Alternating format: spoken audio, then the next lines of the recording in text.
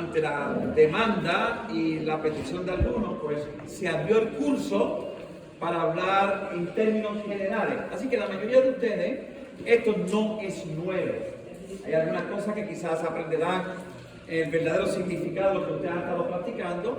Si hay alguna duda, si hay alguna pregunta, no dejen de interrumpir, no para que me den un testimonio, no es para que me den abunden sobre el tema, sí para preguntas, porque hay mucho material y se organizó para 3 noches. La primera noche, templo, celebración, que es lo que estuvimos la semana pasada, y lo vamos a hacer de una manera de repaso esta noche. La segunda noche, las partes de la celebración de la Eucaristía, aquellas que tienen que ver donde el ministro y nosotros como laicos, como participantes de la celebración, estaremos hablando no las áreas donde el sacerdote le toca hacer, o quizás mencionaré algo para que aquellos que piensan que es parte de nuestra participación en la celebración, que es algo que le corresponde al sacerdote, pero también lo mencionaré, pero no vamos a abarcar esos temas. Y la tercera noche, donde estaré hablando del calendario litúrgico y de algunos otros temas más que conciernen a nosotros como ministros. Y una cosa que yo quiero aclarar en esta noche, como mencioné la semana pasada, es que nosotros tenemos un lugar donde vamos a reunirnos como pueblo, donde nosotros nos vamos a reunir como hijos de Dios, con el fin de adorarle, con el fin de escucharlo, de recibirlo tanto en la palabra como en su pueblo. Y quiero aclarar porque lo más seguro es que nosotros estamos acostumbrados, por X y razón, quizás no explicado, que en donde el sacerdote muchas veces no da la celebración de la Eucaristía en el templo, en la iglesia, y lo dan en otros lugares. Por razones pastorales, el sacerdote lo puede hacer. Pero si usted invita a un sacerdote de su país o de otro lugar que no es de esta residencia, lo más correcto, nosotros como personas líderes de la parroquia, es llevar a ese sacerdote a la casa parroquial, que él conozca al párroco, que él conozca la persona responsable de la comunidad de creyentes. ¿Okay? No porque es primo mío, hermano mío que está en vacaciones, es sacerdote, no tengo esa responsabilidad, esa obligación de llevarlo, sí la tenemos. Y más que últimamente nos hemos enterado de personas que se están haciendo pasar por personas del clero, con más razón deberíamos nosotros permitir que ellos tengan este tipo de encuentro. Porque a veces nos dejamos llevar por las apariencias, independientemente de que no sea una persona cercana a nosotros, ¿verdad? Porque si es un primo, un hermano, sabemos si o no es sacerdote. Pero si es alguien que nosotros conocimos en algún retiro, en algún evento religioso, entonces lo más correcto es que nosotros se lo presentemos al sacerdote. ¿Queda eso claro?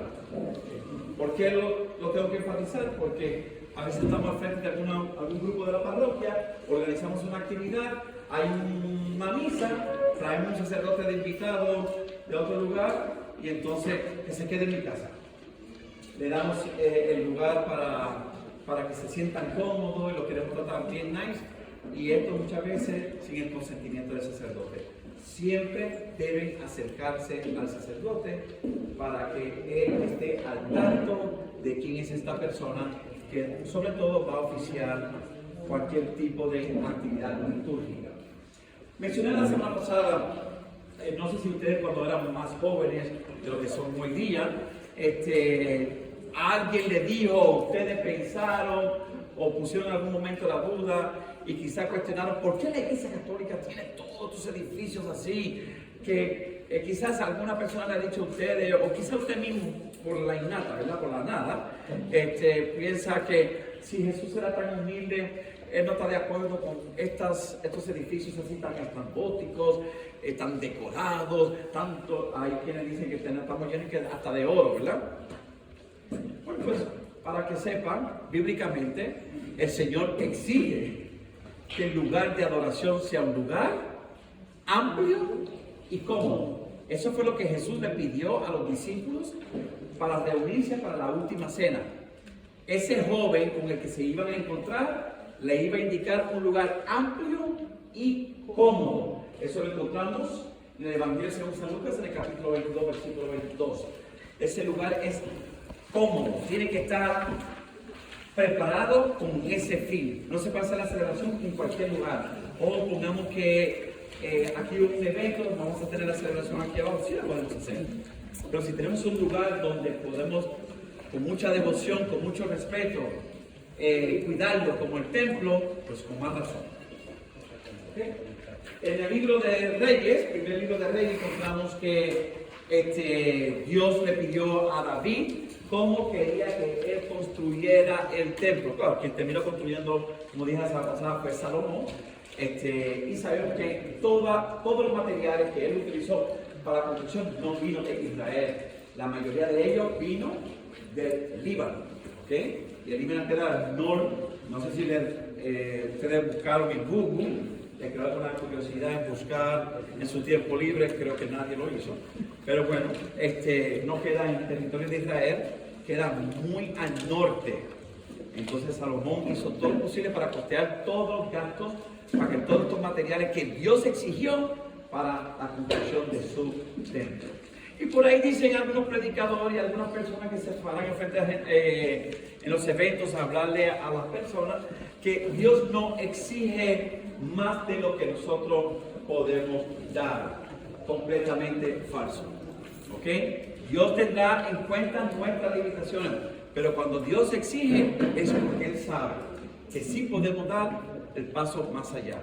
Lo que pasa es que estamos acostumbrados y para todo estamos buscando excusas para no dar ese paso. ¿Ok? Así que la importancia de que tengamos un templo para reunirnos como pueblo de Dios, para congregarnos, es muy importante y que ese templo realmente esté construido con ese fin. No porque queramos resaltar características que queramos justificar en no gastar. Todo esto sí se hace para Dios, por Dios y en Dios. La semana pasada mencionaba, me corrigió, me cambió la palabra catedral, el tracto de la iglesia. Los diferentes tipos de templos, me acabo de enterar hace como media hora atrás. Originalmente la parroquia que la mayoría de ustedes son, originalmente no era o no fue construida como iglesia. Esto era un teatro. Luego en 1859, ¿verdad? Gracias a Jaime que consultó con, tenemos un santo en el internet, San Google, y averiguó y en el 1859 se convirtió en una parroquia. Hoy día es un templo, ya no es un teatro, es un templo. Va a representar lo que es una parroquia regular. Tenemos la basílica de nuestra patrona. ¿Cuál es nuestra patrona? Los que vivimos aquí en Estados Unidos. La Inmaculada Concepción. ¿Y dónde se encuentra esta basílica? En Washington. ¿Ok? Tenemos la catedral de la Arquidiócesis de Nueva York y una capilla que quizás ustedes la van a reconocer, sobre todo aquellos que son de ese país. Eso lo voy a mencionar. ¿Ok? Eso que quede en la curiosidad material. Son diferentes tipos de templos, pero todos tienen algo en común. Y es una, que es católico. Dos, para reconocer que un templo es católico, siempre van a encontrar una cruz al frente. ¿Ok? Dos, dentro del templo hay un crucifijo. Alrededor del templo vamos a encontrar siempre el Via Crucis. De hecho, cuando se consagra un lugar, se consagra poniendo el Via Crucis para recordarnos siempre que nosotros ser cristianos, ser católicos, no hacemos otra cosa que caminar por donde Jesús caminó. Así que eso de para de sufrir no es católico. ¿Okay? Bueno, yo no sé si todavía esa gente existe por ahí, pero por si acaso. En nuestra celebración, en nuestro templo tenemos lo que se conoce como las tres partes que componen el templo. Tenemos el atrio. ¿Por qué el atrio? Porque originalmente la gente, antes de entrar a la celebración, antes de entrar al culto, pues tiene la oportunidad de saludarse, de compartir alguna información, y eso no lo hacían y no se debe de hacer dentro de lo que es el templo. Es lo que se conoce como el lobby. Y aquí en esta parroquia está bien marcado, como en muchos otros lugares, pero no todos los lugares cuentan con el espacio. ¿Y cómo sabemos qué es el atrio? Es el espacio que hay entre la puerta de entrada de la calle y la puerta que entra al templo. ¿Okay? Ese es el atrio. Y luego tenemos lo que es el templo dentro, y el templo dentro, claro, la mayoría de las construcciones, no en todas, la mayoría de las construcciones tiene 3 naves o 3 pasillos. Tiene el pasillo central, que es la nave central, y tiene 2 pasillos en las naves laterales. La mayoría de las construcciones, fíjense que para esto haber sido un teatro, cuando lo construyeron o lo arreglaron como iglesia, procuraron que los laterales no tuvieran el mismo techo que el central, la nave central. Claro, porque la parte superior es también un área de bancos, pero ellos pudieron haberlo destruido y haber dejado esto un espacio abierto completo. De haberlo hecho de esa manera, entonces tendrían que bajar el techo a los lados. ¿Por qué es importante tener la nave central? Oigan esto, ¿por qué es importante tener la nave central con el techo tan alto? Es el pasillo más importante de todos los pasillos. Hay 3 procesiones que deben pasar por ese pasillo. ¿Cuáles son esas 3 procesiones? La procesión de entrada, segunda procesión, ofrenda, y procesión de comunión. ¿Ok? Son 3 procesiones. ¿Y usted está y la procesión de salida? Nada. Porque después de la bendición ya terminó la celebración. Si el sacerdote quiere, puede salir, es opcional. Si quiere salir, que en este caso, y en muchos de los casos, el sacerdote, si quiere despedir a la gente en la entrada, entonces la procesión termina en la entrada de la iglesia. Como ustedes observaron, los que vienen aquí a misa, no termina donde comienza, que es en la sacristía. Solamente los monaguillos regresan. El sacerdote y el diácono a veces se queda en el atrio despidiendo a la gente. ¿Ok? 3 procesiones. Como es el pasillo central, hay sacerdotes que exigen que durante la celebración la gente no esté caminando por el pasillo o la nave central. Hay sacerdotes, hay otros que no les molestan, hay otros que por no molestar a nadie, no se lo piden. ¿Ok? Pero lo correcto es, oigan bien, aunque el padre Esteban o el sacerdote que esté aquí o en su parroquia no se lo exija, oigan lo que les voy a decir para que después no vayan por ahí a decir otra cosa que yo le he dicho. Usted como líder, usted como educador, usted como maestro, yo soy maestro, bueno, si estaba aprendiendo, ¿para qué? ¿Para qué? Para enseñar, por lo menos con el testimonio. Usted debe ser el ejemplo, no prohibírselo a los demás, sino ser el ejemplo de no hacerlo. Para que se vea el respeto y la devoción de lo que significa el pasillo central. Durante la celebración, yo he estado en parroquia, de hecho veníamos de una parroquia en donde durante la liturgia de la palabra, desde la primera lectura hasta terminar el evangelio, quien llegara en esos momentos se quedaba de pie. Y antes de comenzar la homilía, el sacerdote invitaba a que se sentara. Porque la liturgia de la palabra es un momento donde debe haber un recogimiento espiritual. Usted debe estar en la disposición de escuchar. No de usted hablar para que lo escuche. ¿Me explico? Entonces, hay parroquias que no van a pedir ese tipo de disciplina, pero si usted, con su testimonio, usted lo pone en práctica, sea cuando es ministro o cuando simplemente eres parte del pueblo de Dios que va a ir a la celebración, usted se va a comportar de una manera que tarde o temprano van a preguntarle a usted, o tarde o temprano lo van a copiar a usted. En inglés se dice, monkey see, monkey do. ¿Ok? Porque estamos funcionando aquí la gente mono, pero aquí queremos copiar lo que hacen los demás para saber. En el Centro Católico Carismático, yo me paraba en la puerta, había la puerta para la gente entrar para la clase los lunes, y había una imagen de la Virgen ahí, y la mayoría de las personas que entraban hacían genuflexión. ¿Qué es genuflexión? Doblar la rodilla y tocar suelo. No es como cuando estamos haciendo el ballet. Sí, porque, oigan, yo no tengo problema al bajarme, que muchas veces es lento el proceso. Es cuando voy a subir. Pero hay personas que pudiendo bajar, ahí es donde yo peco, porque digo, wow, si fuera de mi edad, si tuviera mi condición, pues yo lo entiendo, pero personas que pueden hacerlo, que tú lo ves jugando el fútbol, jugando el básquetbol, lo más bien corriendo por ahí, que no tienen miedo como lo tengo yo, entonces no quieren doblar la rodilla porque como que le duele. Bueno, Santa Teresa de Ávila decía, usted dobla, usted hace reverencia hasta donde le duele. Si usted por alguna razón no puede tocar el suelo, pues ahí donde hizo clic, usted dice, ok, hasta ahí llegué. Pero si puede bajar porque no hay clic todavía, pues usted siga bajando. ¿Cuándo es que usted hace genuflexión? Usted hace genuflexión cuando usted entra al templo.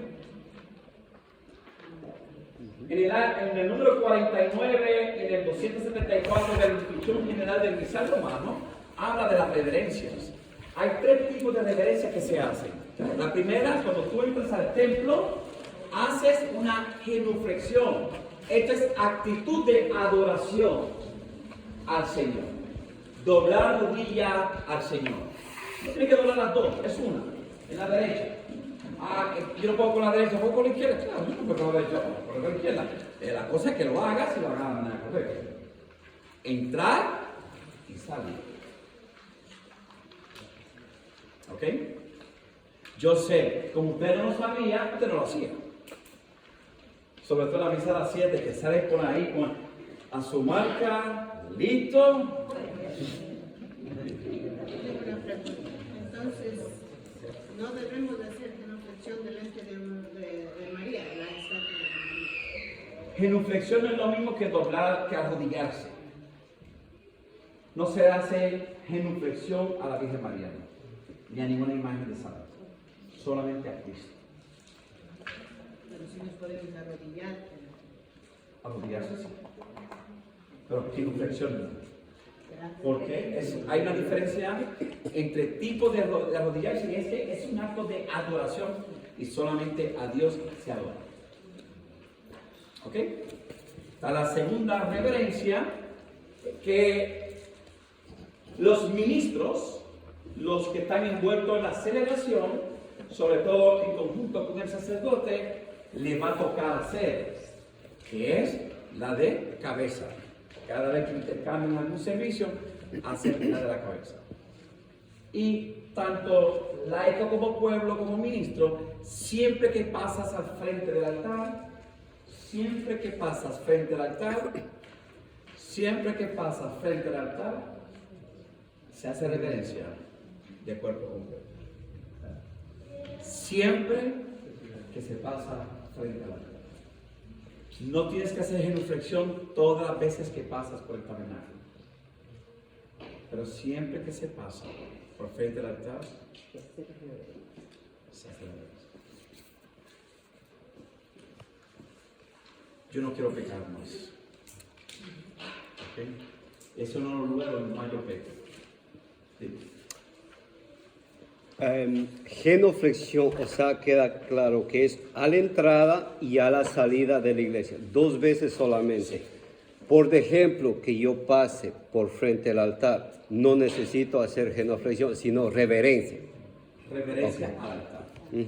Ahora, si está, no lo he mencionado porque vamos a hablar de la parte de la misa en un minuto, no lo he mencionado, pero por ejemplo, si el tabernáculo se encuentra al frente de esta tercera parte del templo. ¿Cómo se llama la tercera parte del templo? A mí se me olvidó. ¿El qué? ¿El área de qué? Del altar. O el presbiterio. Presbiterio. ¿Ok?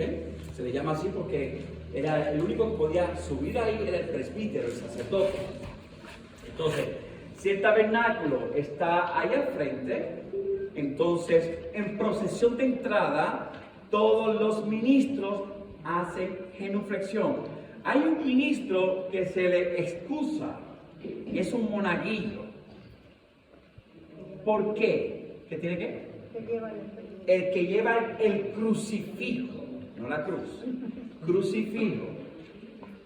¿Ok? ¿Por qué?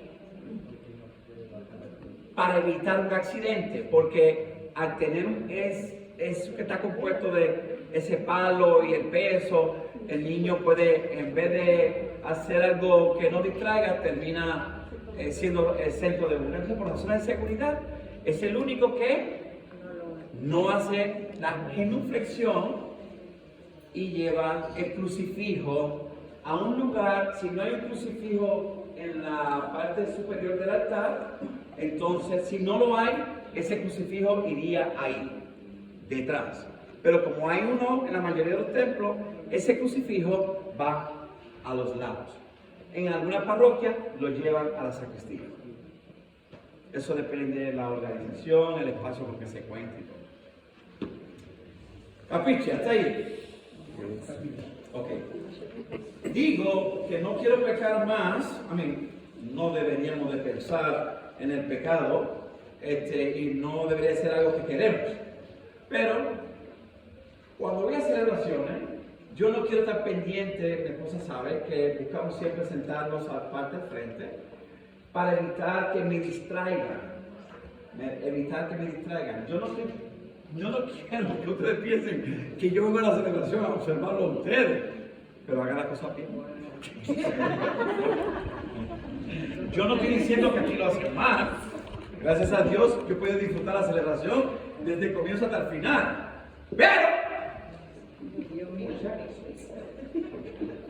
por si acaso, porque yo veo a veces que hay personas que tienen toda buena intención y no se dejan formar, no se dejan preparar. Y no por mí, no me quites de la gana. Recuerda que Monkey sí, Monkey, lo que tú hagas lo va a hacer el resto del pueblo. Entonces, si tú crees que lo estaba haciendo bien y no quieres que te corrija, que te lleve la atención, el resto del pueblo va a estar haciendo lo que tú haces. ¿Ok? Si la gente no se acerca a nosotros para preguntarnos, por lo menos van a terminar imitándonos. Así que, y esas serían las reverencias. Y hacemos reverencia al altar porque ahí es donde se va, esa es la mesa. Saben que el altar siempre es de un material sólido. Primero se le llama altar porque es alto. Si yo quiero convertir este salón en un lugar de la celebración de la Eucaristía, porque tenemos un retiro y para evitar ir al templo y el consumo de tiempo, qué sé yo, y yo quiero usar esta mesa como altar, ¿puedo o no puedo? Sí se puede. Claro que se puede, que no está haciendo aquí campaña de Obama, ¿verdad? Sí se puede. Lo que sí sería bueno es poner 2 mesas más debajo para elevarla, para que se vea su majestuosidad el altar, ¿ok? Sea más alto que todos los lugares. Recuerden que debe haber en el lugar 3 cosas importantes para la celebración: el altar, el ambón y la sede.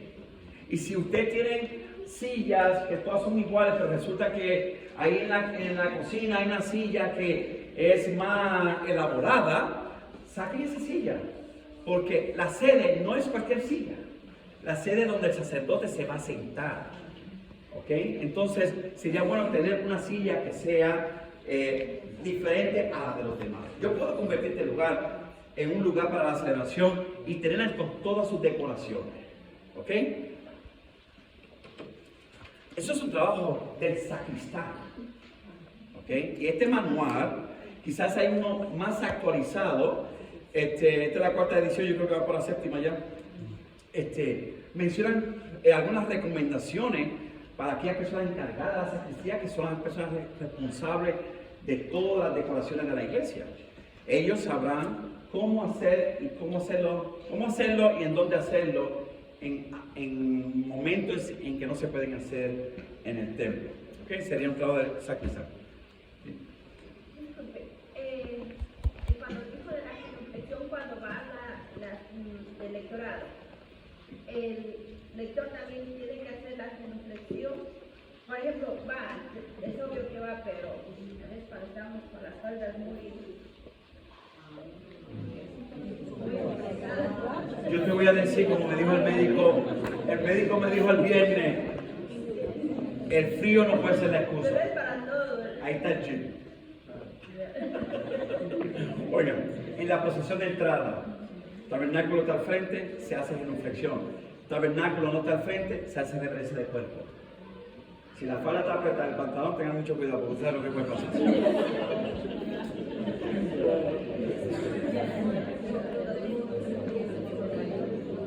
Ok, no hable conmigo, habla con el cura. Es una explicación, no hay muchas. Está consciente, ok. Mira, hay. Sí. A veces las personas no saben y piensan que no lo están haciendo. Solo por eso digo. Yo me lo digo por si acaso estoy presente. La parroquia Santa Lucía, la celebración ya no, pero en el gym se acomodaba la silla como la tenemos así, y había una señora, ministro de la comunión, que cuando no le tocaba servir, ella siempre le gustaba sentarse al frente. Ella tiene problemas con las rodillas. Y ella no podía estar en todo el momento de la plegaria eucarística de rodillas. Así que ella se levantaba. Y ustedes tienen que ver, no hacía nada más ella levantarse, y eso era como, ¿sabes? Los domingos, como usted lo tumban, se van cayendo así. Bueno, pues en vez de caerse, se levantaban. Ella se sentaba en esta esquina y había que ver todo hacia adelante. ¿Tú te crees que estabas en el parque y estabas haciendo la hora? Porque como ella es una persona que es un ministro, aunque no estuviera sirviendo ese día, se puso de pie. Ella no puede ser mejor que nadie, ¿verdad? Nos poníamos todos de pie. Y siempre se dijo a ella, ¿por qué no te sientas en la parte? ¡Oh, no! ¿Por qué tengo que sentarme en la parte? La gente tiene que entender. ¿Okay? Porque la gente nos dice, queremos tu opinión. Y cuando tú se la das, es como si fuera una maldición. Entonces mejor nos quedamos callados. Okay. So, estamos claros. Si usted tiene algún problema, como en el caso que ella acaba de mencionar, y usted cree que va a ser un inconveniente en la distracción, déjenos saber al sacerdote que lo más seguro que en ese momento de procesión usted no participe. A mí, hay sacerdotes que son, como diríamos en Puerto Rico, una chulería.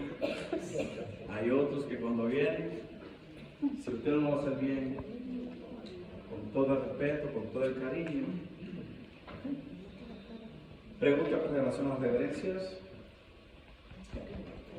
La semana pasada mencionamos de manera rápida la vestimenta del sacerdote, del monaguillo. Hay parroquias que el proclamador de la palabra, que el ministro de la comunión usan una vestimenta litúrgica. Eso se le conoce como alba, no en sotana. ¿Okay? Ay, la sotana de los monaguillos. Los monaguillos no usan sotana. Y eso ya se ha pasado. Lo más seguro que en el tiempo pasado, la mayoría de los niños monaguillos, candidatos para el seminario, ya se iba hablando de así, más que una vestimenta litúrgica, la posible vestimenta de sacerdote. Por eso es que ustedes ven que los monaguillos, hay parroquias como esta, que la vestimenta del monaguillo está compuesta por dos piezas. Está lo que es el alba negra y tiene encima, ¿qué tiene encima? ¿Ok? ¿Cómo se llama esa pieza? Vamos a ver. Usted que lo sabe todo y lo que no se lo inventa.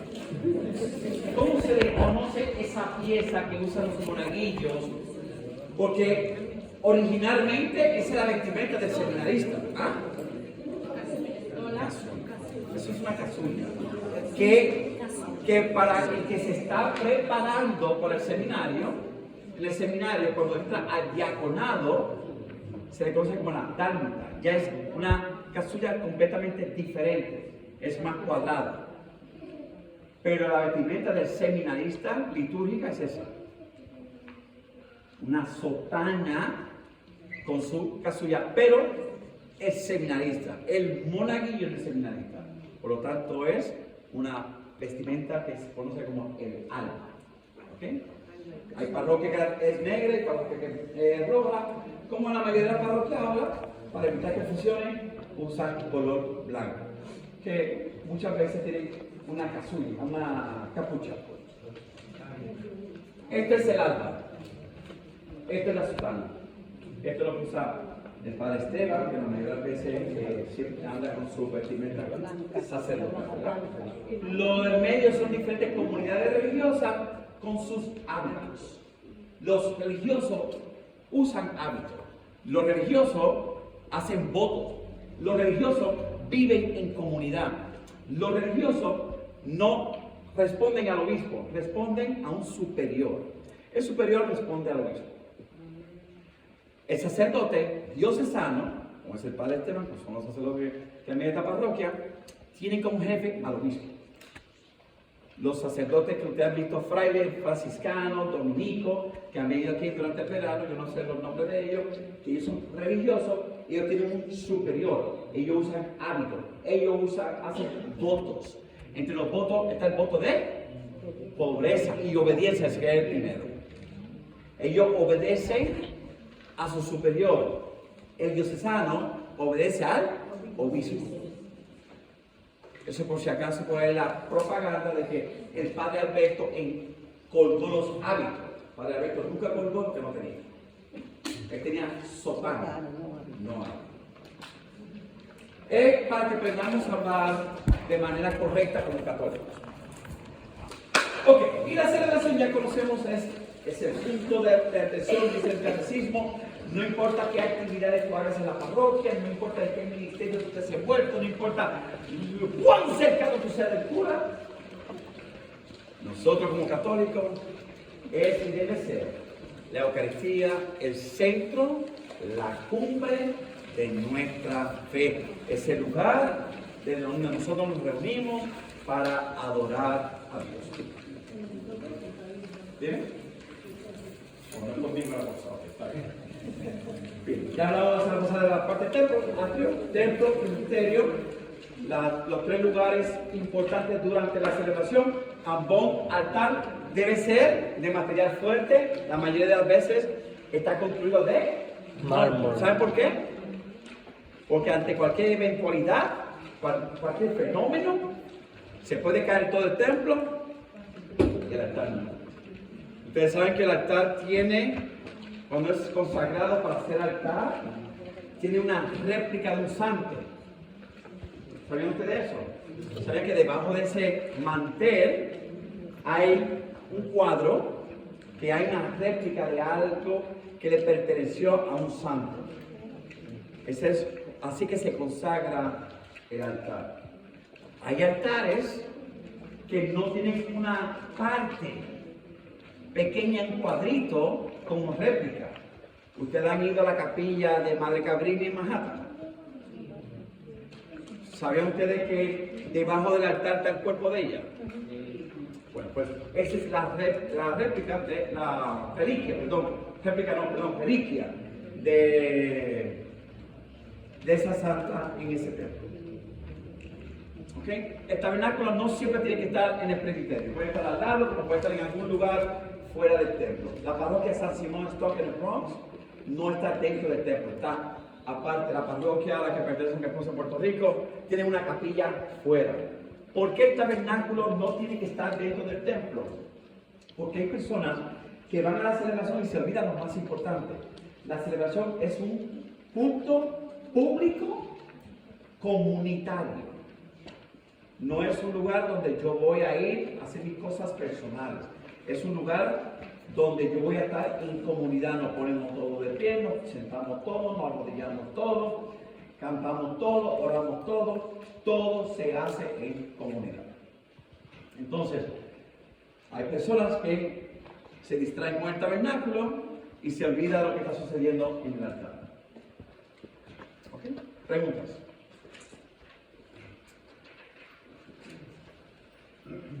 Bien, vamos entonces a la parte de la celebración de la Eucaristía. A mí no me gusta usar la palabra está dividida, porque originalmente la celebración, alguien me preguntó en un grupo qué significaba, cuál era la diferencia entre lectura, proclamación y liturgia de la palabra. Originalmente, esta sección era una liturgia aparte, y esta otra era la liturgia solamente para aquellos que podían recibir la comunión. En otras palabras, si usted no era una persona bautizada, no era una persona que podía recibir la comunión, entonces usted participaba de la liturgia de la palabra.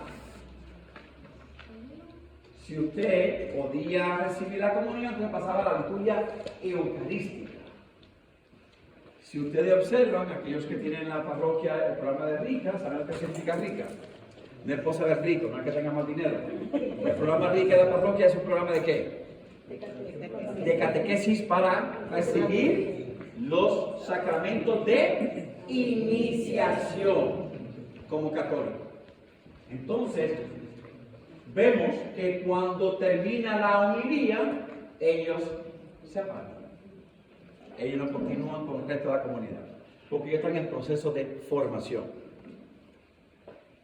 La celebración de la Eucaristía está compuesta, no está dividida. A mí no me gusta la palabra dividida, porque con tantas divisiones que hay en la iglesia, también dividir la misa. Bueno, originalmente eran dos celebraciones y se unieron. Así que la misa, parte en que se divide, no es lo mismo que está dividida. Porque ahora yo voy a repartir la celebración en partes. Ahora yo la voy a dividir en partes. Esto es lo que se conoce como los ritos iniciales. Luego viene la liturgia de la palabra. Esto culmina la primera parte de la celebración, que tiene como nombre liturgia de la palabra. Otras palabras, la primera parte está compuesta por dos: los ritos iniciales y la liturgia de la palabra. La segunda parte de la celebración está compuesta por lo que se conoce en general como la liturgia eucarística, compuesta por lo que es la preparación de los dones, el rito de comunión y luego lo que se conoce como el rito de conclusión. A ver si ustedes son de mi tiempo, porque la mayoría de ustedes, si yo me dejaría mucho apariencia, nacieron los otros días. Pero cuando yo era un niño, y eso hace muy poco, yo recuerdo personas adultas decir: después que tú llegues antes del Evangelio, tú puedes recibir la comunión. Lo importante es que tú llegues antes de la homilía. Bueno, pues, buena noticia les tengo. Si usted llegó antes del Evangelio, que sea la entrada, antes de comenzar. Es antes del Evangelio, ¿verdad? Si usted llegó después, ay, es que, fíjese que yo iba a cruzar la calle, pero había un tráfico, como usted no sabe. Aquí se fue un tráfico aquí al frente. Y yo no sé, si todos los martes yo soy víctima de ese tráfico. O buscar estacionamiento. Yo sé, la gente no se mueve. Tú le haces el cambio de luces y yo pienso que lo estamos saludando y me hacen así. Ok. Ellos lo que no saben es que cuando yo hago así que me estoy ahogando. Me estoy saludando. Ok. Entonces, no importa cuán cerca tú crees que vivas o lejos, que sea una excusa para llegar tarde a la celebración. Nosotros vivíamos a cruzar la calle Santa Lucía y media hora de la celebración. Como ministro, como ujier, era mi responsabilidad llegar por lo menos, no 15, 30 minutos antes. Cruzar la calle. Es más, yo no podía llamar enfermo. Porque si no, cuando saliera la gente de la misa, para donde iban a ver primero era el apartamento donde vivíamos. Y ni siquiera me podía asomar a la ventana. Así de tan cerca que era. 30 minutos antes. ¿Por qué? Porque yo tengo que asegurarme que algunas cosas deben estar en su lugar para que luego no nos encontremos nosotros durante la celebración con un problema. Hermano, yo tengo una preguntita. Sobre cuando es al momento de recibir ofrenda, ¿cómo se vive a recibir de altares frente del altar para atrás o haciendo para atrás del altar? Yo no puedo como instructor decirte lo que deben de hacer, porque primero, este grupo no son todos de esta parroquia. Segundo, esto es un curso de formación, no de entrenamiento para ejercer un trabajo según las normas de la parroquia. Eso sería bueno que le preguntaran al sacerdote. Si tienes alguna idea que tú crees que trabajaría mejor que la que tienen, tú lo sugieres a las personas encargadas de la celebración. Puede hablar con creo que los sacristanes, puede hablar con el diácono, incluso pues con el mismo sacerdote. A mí nos dieron clase allá en especiales, tiene que con más entusiasmo recibir ofrendas cuerpo al frente del altar, darle para atrás, recibiendo para atrás. Yo me perdí. Yo estoy pensando, cuando te dice ofertorio, estoy pensando en la colecta. Ya. Ok. Recoger la colecta. Eso es algo muy propio. Yo no aceptaría que me viniera una persona de otro lugar a decirme a mí cómo debemos hacerla cuando hay una norma establecida en la parroquia. Yo puedo hablar con el diácono, presentarle como sugerencia, si él cree que es factible, él ponerle en práctica, pero yo no podría decir eso, ¿sabes por qué? Porque el sacerdote cuando determina ciertas prácticas las hace por razones pastorales. Y en los documentos litúrgicos, de hecho estaba buscando, se me quedó el libro que yo más utilizo para hacer referencia, en el ofertorio siempre se dice que era a discreción del sacerdote. Así que si es la colecta, sea que comience de atrás para adelante, de adelante para atrás, eso es algo que lo determinará el sacerdote o la persona organizadora de la celebración. Yo no creo que alguien que venga de afuera debe estar sugiriendo. A mí, con tanta gente fresca que hay por ahí, yo no lo pongo en duda. Bueno, ¿estamos claros? Entonces, debemos participar desde el comienzo. ¿Cuándo comienza la celebración? Desde el momento de la procesión de entrada, antes de la bendición de inicio, antes del saludo. Esa entrada, tú y yo participamos, sea que estemos entrando con el sacerdote, sea que estamos llegando al templo, que no llegamos, ay Señor, gracias que todavía no ha comenzado. Bueno, todos y cada uno de nosotros estamos, yo soy víctima también, yo he llegado en esos momentos también así. ¿Ok? Vamos, yo no puedo decir que siempre llego temprano, porque hay situaciones, oigan, donde yo vivo, dice mínimo 40 millas velocidad. Hay personas que no sé si es que ellos han entrado en un proceso de suma y resta y han dicho, ¿sabes qué? Vayamos a 20. Y entonces para hacer una procesión. Gracias a Dios que yo no soy yo que voy al frente. Porque entonces aguantaría a los demás, pero soy víctima de lo que van en la parte de atrás. Y por eso siempre salimos antes, mucho antes, para evitar situaciones como esa, porque no está en nuestras manos ese control. Entonces,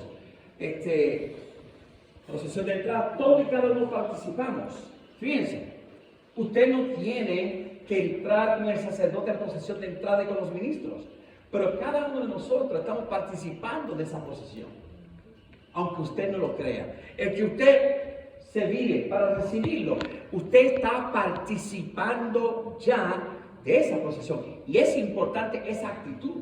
¿Por qué es importante? Porque nosotros ya no solo estamos recibiendo el celebrante, estamos caminando con él al encuentro del Señor. Procesión de entrada, procesión de ofrenda, procesión de comunión. Hay parroquias que, aunque vayan 20 personas, tienen la costumbre de separar ministros para dar la comunión en la parte de atrás a los que están en la parte de atrás. Yo siempre recomiendo, no lo tienen que hacer. El sacerdote es el último en tomar la última decisión. Yo recomiendo, y no porque lo digo yo, sino porque está escrito en documentos litúrgicos, que todo el mundo camine hacia el altar. Todo el mundo, ay, que es mucha gente. Gracias a Dios. ¿Ok? Entonces, pero queda discreción. En esta parroquia no le he visto que lo hacen, pero esta de otras celebraciones que no van tanta gente, pero ya es una costumbre. Como es costumbre, pues entonces lo hacen, no hay ninguna necesidad. Profesor, usted que está hablando de la procesión de entrada, ¿es la manera correcta que cuando se realiza la procesión de entrada, las personas que están ya en los asientos deben voltearse hacia la nave central o no? Yo escuché Sí. una vez eso. Todo es, ok.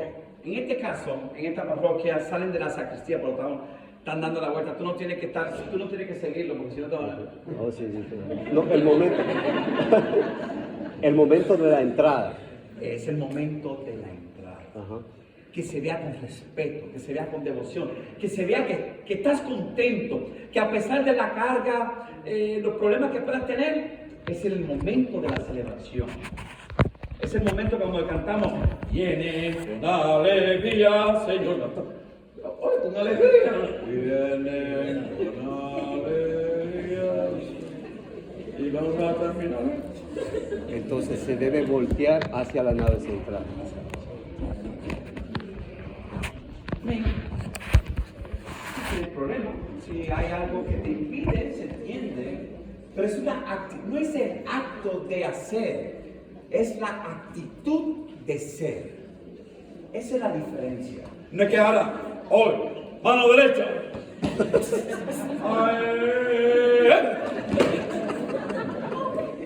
Pero qué cosa linda sería que los ministros están entrando, no me toca servir ese día, yo soy parte del pueblo que se va a beneficiar de la palabra y del cuerpo de Cristo.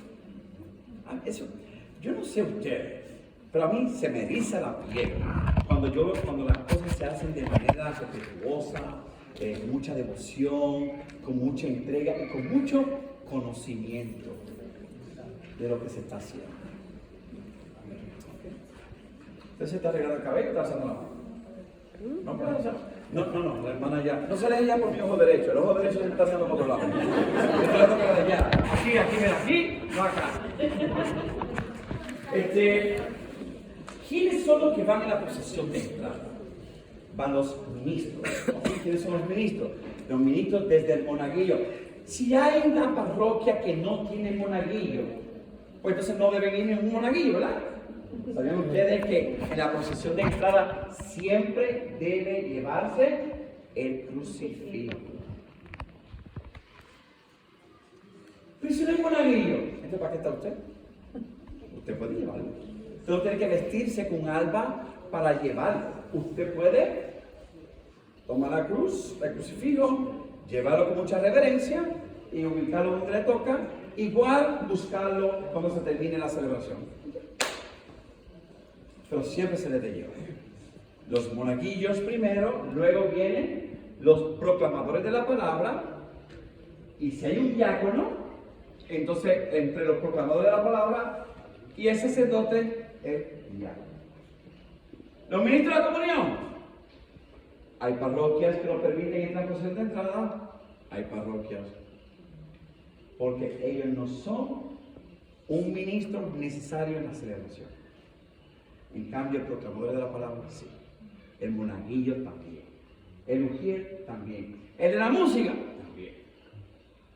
Porque originalmente el ministro de la comunión no fue para la celebración que se originó. Se originó para llevar la Santa Comunión a las personas que no pudieron venir a la celebración. Y por eso es que nosotros creamos este programa, para preparar a esas personas. Porque es bueno siempre ir al templo, ayudar al sacerdote, al diácono, llevar la comunión, sobre todo en esta comunidad que son tanta gente. Pero podemos quedarnos estancados en la parte más cómoda. Y ese no es en realidad el propósito de la existencia nuestra. El propósito es visitar a los enfermos. En verdad. Entonces, si yo quiero ser ministro, tengo que visitar a los enfermos. Y es mejor que usted esté saludable, porque con esa actitud no mejora nada. ¿Hay café o no hay café? ¿Hay café? ¿Y saben que cuando hay café, hay receso? 10 minutos.